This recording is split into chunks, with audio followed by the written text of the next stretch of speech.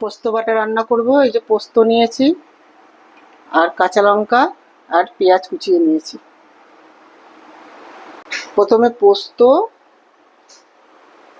আর কাঁচা লঙ্কা একসাথে বেটে নেব।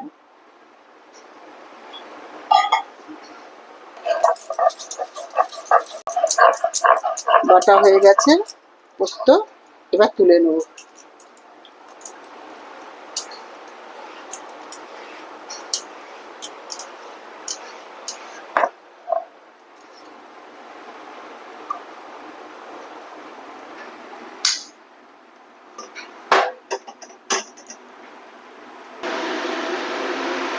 এবার তেল দেব।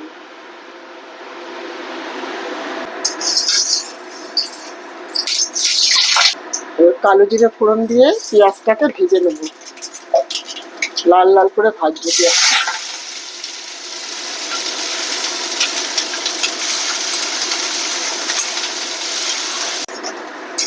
পেঁয়াজটা একটু লাল লাল হয়ে গেছে, এবারের মধ্যে নুন দেব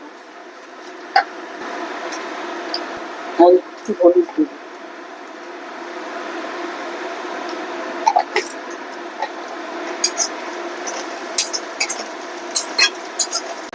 দু চার দানা চিনি দেবো। এবার পোস্ত বাটাটা দিয়ে দেবো।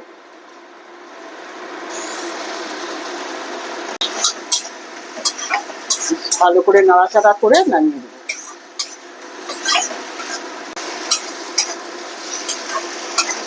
হয়ে গেছে, এবার গ্যাস বন্ধ করে দেবো, বন্ধ করে নামিয়ে দেবো।